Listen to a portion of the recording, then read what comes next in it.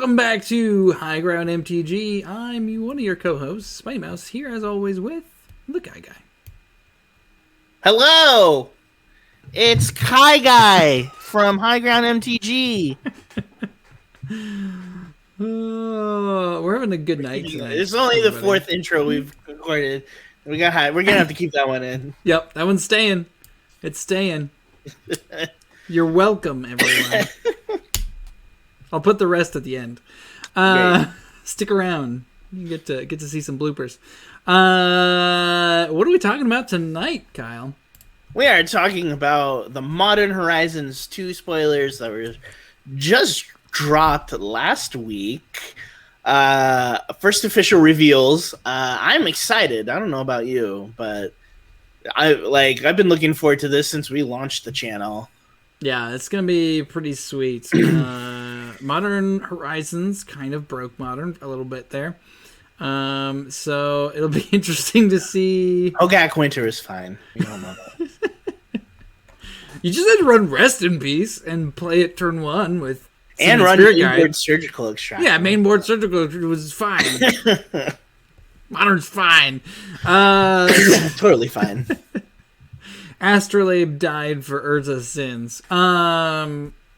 So it'll be interesting to see Modern Horizons 2 and what broken things it will bring us. Speaking of which, if we want to jump right into the cards, the one that's probably getting the most buzz right now is obviously Sanctum Prelay.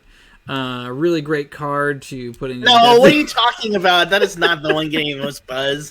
Sanctum Prelay my butt. Like everyone's talking about. Urzas. Yeah, I guess. Let's just back up to all right. Letting people know when official previews begin. May 24th, official previews will begin. Everybody will start getting spoilers. You'll be able to start seeing everything.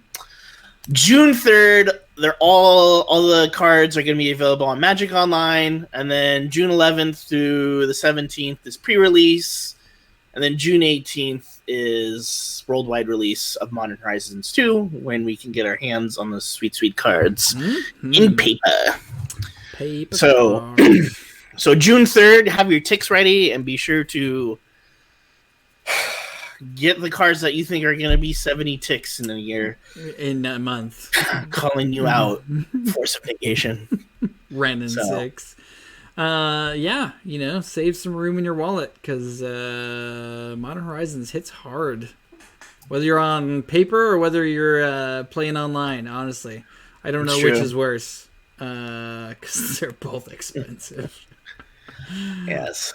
Let's start going through the cards that they revealed. There wasn't a lot, but there's enough to warrant an episode of the Spindown. So for sure. Let's go over the first one. Urzas Saga, an enchantment land card type. Urzas Saga. It's very new. It's up on the screen, but we'll read through it here just so you know. It's got some words on it. So it's a saga. Not only is it an enchantment land, it's a saga enchantment. So as y'all might remember, sagas have generally 3 chapters to them. They add a counter at the beginning of your upkeep. Not technically. I guess it's after your draw step. It's a very interesting timing. I don't know why they did that. That bugs me. Everything is at upkeep. Anyways, so this one has on it lore counter 1. Urzas Saga gains tap to add 1 colorless. So, right off the bat, you can use it as a land, which is good, because that's what you want in a land. So it's an untapped colorless land, if nothing else. If you do nothing else with it, is untapped colorless land.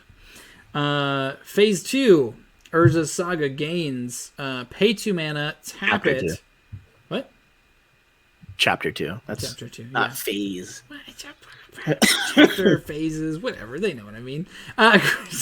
Pay 2. They're not. Tap Urzas They're not Saga. phases of the MCU. It's not that. Gosh. I mean, that's probably coming up next. No. We already had that with War of the Spark. Well, that's fair. Thanos appearing and snapping out Bolus. So pay 2, Anyways, tap it, create a 0/0 colorless construct artifact creature token. It's great. This creature gets +1/+1 for each artifact. So it makes the construct. Yeah, the construct. That we've seen on. I'm starting to wonder if there's just like a massive, like, have we reached critical peak with like construct cards between Karn, Scion of Urza, and then like Urza Great Artificer, and now this card, like are we just like at max peak for constructs? Like, we might be. Interesting design space. Interesting deck building possibilities. For sure. So obviously that's repeatable. You do get to you can potentially activate that twice with Urzas Saga. And chapter 3 is search your library for an artifact card with mana cost 0 or 1. Put it onto the battlefield, then shuffle. Can I just Caleb, would you like to clear up that it is not converted mana cost, aka mana value, and then that it is mana cost, and that it means that it has to have 0 or 1 in the mana cost, and we cannot search for X artifacts like engineered explosives or walking ballista, which is oh my gosh, which is a little frustrating. No, I'm so glad. I'm sure it would be like absolutely insanely busted if you could search for X. It's probably very good that they worded it that specifically. I mean, think about Heliod's combo with this card. They don't need another. Yeah, no, thank you. Man, this card is worded weird, especially with like all the changes that they've done. Like it's fine. Yeah. Like it makes sense if you read it. It's definitely worded differently than I think. It's very specific, and I think it's specific for the reason that I just said. Like the mana value of X, like versus like the mana cost of like 0 or 1. So like you can. So first thing that like popped into my head when I saw that, I was like, this seems like a slam dunk card to put in Hammer Time deck, like as like an existing getting your 1 mana like Colossus Hammer. For sure, like guarantee turn 3, like Yeah, I think that could potentially have a home there. You also get the upside to you do play, depending on the build, you do play some random artifacts. And so like your construct could potentially be big. So even if someone like plays a Stony Silence and you're like, well, I can't equip my hammers anymore, you can still just get in there with the construct. So some value there. I think we could also potentially see what is the green counters deck? I always forget the name of it. Hardened Scales. Yeah, Hardened Scales. That deck potentially maybe. You can go get like the Ozolith or the Orzhov or whatever that thing's called. The Ozolith or yeah. It'll be on the screen so you guys can look at it and. But yeah, you can snag that. The Arcbound. Yeah, Arcbound Ravager. Thing. Yeah, well, not Ravager but Arcbound Worker. That's right, Arcbound Worker. Yeah, because Ravager's. I think it has potential in any kind of like main like artifact deck, like anything that like you're just running them. Like even if you're running like Luris, like Bobble, I could see it like. Yeah, maybe having a home there, like, or you side in like Artifact Hate, like, or your sideboard and you're able to find it, like, guaranteed, like, you know what I mean, like. Yep. Not to mention, like, it's reusable with things that return lands, like Wrenn 6 or Life from the Loam, that sort of thing. So, a lot of potential here. I think it's just a matter of when it gets broken. Yeah, this card seems like it's going to do something. Like, I don't know that it creates its own thing or if it just slots into something else and makes a deck happen that hasn't been working or hasn't been working as well. I don't know. It's really hard to say. The other deck I thought of was maybe Thopter Foundry, like the Thopter Control deck. I can see that. Just because of like Urza synergies and baubles. You got your Mox Ambers. I don't know. I don't know if that's good enough in that deck or not, but. And Mox Tantalite. Don't forget that. Maybe Mox this is the card. This is the card that breaks Mox Tantalite. Oh, I guess it can't because it's a suspend card, so that doesn't count. So. Oh yeah. It's got to have a mana cost. Cost. So stupid. Anyways, so that's Urza's Saga, Enchantment Land. Yeah. We've seen Creature Land with Dryad Arbor. Now we've seen Enchantment Land. I don't know what's next. Land. Wizards is crazy. So. We haven't had a Planeswalker land. We have yet to have a Planeswalker land. You could argue Red and 6 is a Planeswalker land. It costs 2. It's not a land. It just gets you lands. It's a Planeswalker ramp spell. That's right. We've also had Artifact Land. Yeah, we have had Artifact Land, which broke. So I think that this broke Modern. So I think that this is it. I think that this was the last design space for a land, right? Yeah. Anyways, looking forward to see how everybody breaks this card in Modern, and we're gonna be like, "You're so stupid." Also, it should be known the card is being released in a standard frame and a pretty cool sketch frame. So if you're into like artists' handiwork, check it out. It was on the screen, or it should be on the screen. Pretty sweet. So yeah, as everyone knows, we love the artwork around here. That's right. So. All right, let's move on to the next card, shall we? I suppose so. Next up is... Oh, I'll let you talk about this one, Kyle. This is all yours. All right, Counterspell Unlocked in Modern. Woo! I'm ready. Moving on. I am so ready to be done with Mana Leak, with Remand, with all these other, like... It's time, right? Like Modern's power level is well beyond Counterspell at this point. Like, so here's the question: do you think that with Counterspell in Modern, does every deck drop all Mana Leaks, all Remands, and then just... Okay, here's what I would think. So here's the curve, right? You go Counterspell. Yep. Into Archmage's Charm. Sure. Into Cryptic Command. Yep. That sounds awful. It sounds real. The problem is that you obviously have to be a very blue intensive deck. So yeah, that's a lot of blue. That's a lot of blue.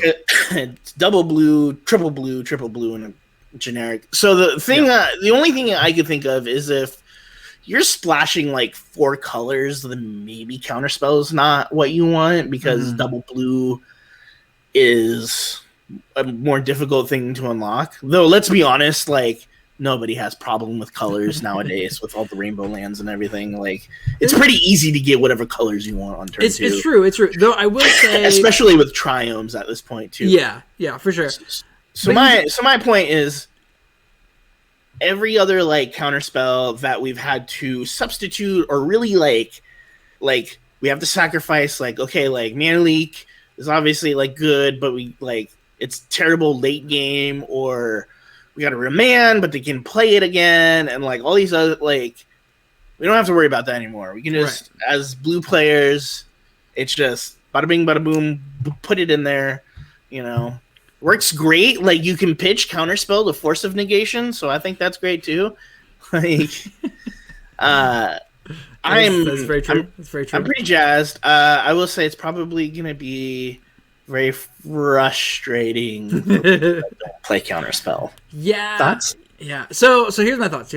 I've seen a lot of people talk about it, and one of the things I wonder is, yes, in Modern you can have whatever, you can have 5 colors by turn 2. Whatever if that's what you're trying to do, you can do it. It does come with a cost though, and one of the biggest decks in the Modern meta right now is Prowess and Redburn. And those decks... Counterspell feels way too slow. Counterspell feels way too slow. And if you are shocking in, 5 different colors by turn 2, like, how much life do you even have left for a turn 2 Swiftspear to just wreck face. You know what I mean? Like, that deck is fast and it's hyper aggressive. It's true. Which makes Counterspell like I said, I think there was a time when the power level, like when you and I started playing Magic, I think Counterspell was maybe too good. But we've seen the power creep year after year after year, and I think we're at that point where like Counterspell now feels less than. Yeah. So because people are dropping like Karns and stuff like turn 3, like Counterspell needs to be there, you know? Like we'll see. We'll see. You know, I think Counterspell's good. I think it'll give the blue decks enough oomph to like be and stay competitive. So yeah, maybe we'll see some more Blue Moon come back. Yes, hopefully. That's a deck that can certainly get to double blue on turn 2, no problem. Yeah, exactly. I think if you're playing 2 colors, double like blue white, yeah, maybe blue white control makes a comeback because of this. But double blue definitely seems like, yeah, pretty good. Anyways, I'm jazzed that Counterspell's coming back to play. I think it's high time. So I'm sorry if you don't play blue and you see this card all the time. But yeah. Get ready to be counterspelled. Next up is another old card, new addition to Modern. I may have already slipped. That is Sanctum Prelay. That's right. Conspiracy from Conspiracy 2, I think. Yeah. Take the Crown. That sounds about right. I've been like hoping for this card for a long time just because it's such a fun card that I've wanted to try out. So it says, as Sanctum Prelay enters the battlefield, choose a number. Non-creature spells with mana value equal to the chosen number can't be cast. So you can name 1, and your creatures can no longer be fatal pushed, bolted, pathed, all the other 1 mana removal spells. On thin iced. Yeah, on thin iced. Yeah. Oh, that's so. We're talking about Sanctum Prelay and Counterspell. That's another thing that they mentioned is that they're not all like original. So we're gonna have. It's gonna be sweet. We're gonna get some new original cards, and we're gonna get some other stuff from different formats. So, we get to see all sorts of things starting to enter the format. So, Sanctum Prelay, also another good piece of tech for humans. Yeah, it is the human cleric. Though that 3-drop slot, though that 3-drop slot is getting very full.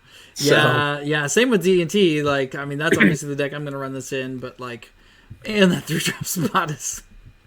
I know, but I think it's a pretty balanced card. I think you know, like you said, I think it'll boost D&T. I think it's Legacy D&T starting to blur more with modern D&T. It looks like for sure. I guess we'll see what lands. If they print Rashad and Port, it's over. Like Legacy D&T is pretty much come to modern. So, if only. We'll see. Sweet card. Lots of fun things. Lots of like decision making with that card too, which is why I like it. Got to put some thought into what you're naming there. Right. All right. Let's move on. Yeah, move on to the next one. Speaking of new designs, getting a fresh take on an old design. Brainstorm. Nice dad joke there, Wizards. Basically Brainstorm, but on an artifact. 1 mana. 1 mana artifact. 2 tap, sacrifice Brainstorm, draw 3 cards, and put 2 cards from your hand on top of your library in any order. Okay, first of all, before we get to this card, can I just say this card just looks like Claydol from Pokemon, right? Like this is just straight up Claydol. Yeah, I could see that. I'm looking at it, and it kind of reminds me of like something from Neverending Story. Yeah. It's like slightly different art style than Pokemon usually has, but like it is different. Also, does it have a little star on a spring on its top? Like, is that what that is? No, I think that's just like image. Is it? Okay. Anyways. Art direction. Yeah. Anyway, okay. So thoughts on the card? Do you think it's good? Do you think it's like? I mean, so we have Luris in the format.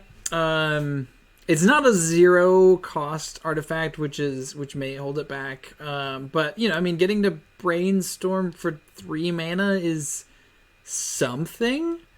I think it's really dependent on the meta. Like, again, I think it depends on the deck too. Oh yeah, for sure. Yeah, you mentioned Luris, so like, you can obviously redo it. Like, I think if you put it in like a control shell, having like a recurring like Brainstorm, and like if you have counterbalance, like that might be something worth exploring for a little bit and see if. I mean, I'm honestly wondering if this deck, or if this card ends up more in something like a Urzas style deck, more so than like a controlling style deck. Just because they have a combo to search for, they have artifact recursion already, even without Luris, which I think they do sometimes run Luris. But again, I think it's really meta dependent because this card is slow. It is slow, but like you can't discount the power of Brainstorm. Like, oh, for sure. No, absolutely. I just think like, again, also the fact that it's an artifact and you can play it in any deck, like it's true. So. It's true. You can. So I mean, I'm certainly not counting it out. I just, again, we have the top of the meta right now is a super ultra fast red deck. And so if you're just like Brainstorm turn 1, crack Brainstorm turn 2, you may just be dead already. Like we've seen that happen. I've had it happen to me maybe once or twice. Like that is the meta we're at right now. So yeah, I don't know. I guess I just got to wait and find out and see how it goes. I'm certainly not counting this card out. Artifacts that draw cards have generally been powerful. Like, that's just a thing. So, we'll see if the meta slows down a little bit. Yeah, absolutely. I think it has a home in a few different style of decks. So, up next is Diamond Lion. Throwback to a few old cards that are printed somewhere. 2 mana 2/2. Tap, discard your hand, sacrifice Diamond Lion, add 3 mana of any one color, activate only as an instant. Yeah, so definitely a callback to Lion Eye Diamond from whatever that was from. Yep, older sets that we don't care about. Yeah, that we can't play because they're not modern. Yeah. Is this good? Is this bad? Is this... You know what I thought this would be really cool in? Because I can't let the past die is Arclight Phoenix. Oh, yeah. How cool would it be to have... Discard. Well, I guess you never mind. I totally just like realized you'd have to discard your hand. So you do have to discard your hand. So, but like what you can do with this card is if you are playing any sort of cards with flashback or escape or any of the other million ways like Wizards has printed graveyard stuff, like, and then just get your aftermath. Aftermath. There's ways you can abuse this, and so I'm discarding your hands. I wonder if this would be like good in Dredge as like a one-off of like just like being able to discard your hand. Like, yeah. I don't know. I'm sure there's something because it's a super powerful ability, right? Like, yeah, it's interesting. I also I want to ask a judge about this, but I'm confused by the last line. Activate only as an instant. What does that mean in terms of play? Like, do I have to be responding to something to activate this? No, well, I think it's like the only time. Well, yeah. I read that too, and I was wondering about that. So I'm not entirely sure what that means in terms of play. I think it's just like timing. Like, remember KCI and like all of like the timing problems and like responding to things like on the stack. Like, I wonder if they put that there as like a safety valve. You know what I mean? But like if you activate it as an instant, does that mean you hold priority, or like your opponent, like until you pass priority? It's got to be a thing with priority. If you're a judge, get at us in the comments. Yeah, hit us up in the comments because it's confusing. So yeah, I'm reading and it's like I don't entirely understand this one. Also, it should be noted that Brainstorm and Diamond Line, they're getting standard frames and the old retro frames as well, as you can see in the photos. But yeah, I don't know. I think there's a possibility that it could be maybe not busted, but I'm sure that it's also cat. So yeah, cat deck, cat tribal. A 2/2 for 2s on point, like good bear. So again, this card feels like there's got to be something you can do that makes it busted, and someone smarter than us is gonna figure it out. Maybe we'll see it in Storm. Who knows? Yeah, I mean they do run flashback cards. You could just 3 mana is a lot, and then if you were to play there's also the Restore Balance deck. I don't know if that's something that could use this. Oh yeah, that's right. You actively want to get rid of your hand in Restore Balance. You could tap out all your land. I don't know how that all plays out. I don't know. I just think that you should just play it in cats. Yeah, cat tribal. Cat tribal. Why not? You can cast your you can go get your Kahira from the sideboard after you discard your entire hand. Exactly. Perfect. You can't cast it that turn, but you can go get it now. All right. Moving on. We got confirmation. We knew this was happening already. That the Fetchlands are back. Yes. The enemy Fetchlands, the ones from Zendikar, the ones that are so insanely expensive, but they're back for sure. So and they're getting quite the border treatment. We're getting retro border, we're getting an extended border, and we're getting just the original border. Which is honestly great, because hopefully that will also decrease the price of them a little bit. Just having the different arts can make the price kind of go down a little bit. Yeah, I'm under the impression that the retro borders are going to be the most expensive out of the fetches. People seem to like it.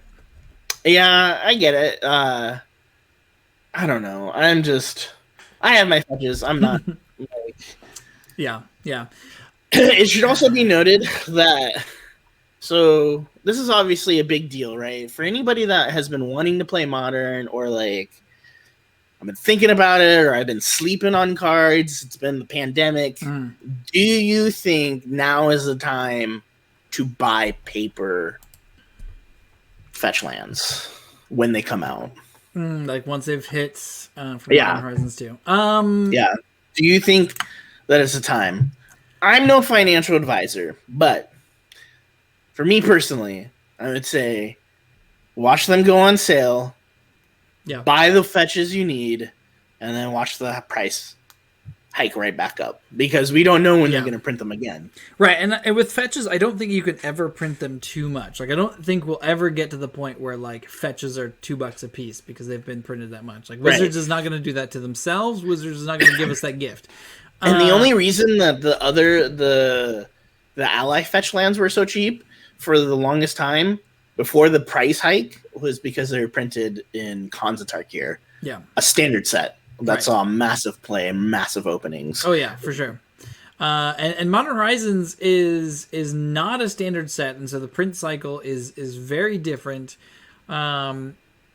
If I understand it correctly, it's more of a print to demand. It's not quite print to demand, but it's kind of in that category. And so we'll see how many of these get opened. I mean, we are still kind of in this pandemic. Will people be drafting with these? Will people be opening them up on MTGO? I don't know. Yeah, I think I'm kind of with you. If I see them drop in price enough, you pick them up, and they're gonna go back up again. because Wizards is not going to print them into a standard set now. Like that's the thing, is like, because these are seeing print in Modern Horizons 2, that means we're not getting them in a standard set anytime soon. Or at least that's what I'm thinking. Maybe they'll prove me wrong, but I doubt it. So that price is going to go back up. Yeah, I 100% agree. I think I would just like finish getting what you need. Yeah. Scalding Tarns, 100% get those, because those are the most expensive, easily followed by Misty Rainforest. You gotta be able to cast your counterspells. That's right. Scalding Tarn, Misty Rainforest, and Verdant Catacombs. Yeah. Probably the most expensive. Yeah. I think it's great that they're getting printed. Obviously, this is something that modern players want. Mm-hmm. And Commander players too, I guess. Whatever. Those weirdos. We gotta make that a Patreon goal. Yeah. Force Kyle to play Commander. That would be a big Patreon goal. I'll do it if we hit like, I don't know, $20. That would be the Patreon goal. Play Commander with me. I'd build a Commander deck. And begrudgingly play it. Anyways, so yeah, I think I'm liking what I'm seeing so far. I like the fact that they're gonna introduce like older cards like Counterspell and things that already exist that might boost Wasteland. Modern's power level. Wasteland, if only. God, I hope not. Let me destroy all the lands. I do hope that they finish printing off the Horizon lands. That would be really nice if they were able to do that. Yeah, for sure. Those have gotten pretty expensive themselves. So. Finish the cycle, yeah, for sure. But we shall see. Yeah. Anyways, that's it. Just talked all about Modern Horizons 2. Like we said, June 3rd, available on Magic Online. June 18th, worldwide release. So, as more previews get popped up, we will make sure our voices are heard about it. We'll record our thoughts, and yeah. Absolutely. Well, thanks everybody for sticking around, watching all the way here. Don't forget to like, comment, and subscribe down below. Helps out the channel, makes us feel good. And as we mentioned, we do now have a Patreon. So if you'd like to support us in that sort of way, don't hesitate to click on that link. If you see something on there, or you don't see something on there that we should have as part of our Patreon, let us know, because we're still building it. So, happy to just happy a couple. Just a couple of bucks a month gets you access to the super duper Discord channel. Absolutely.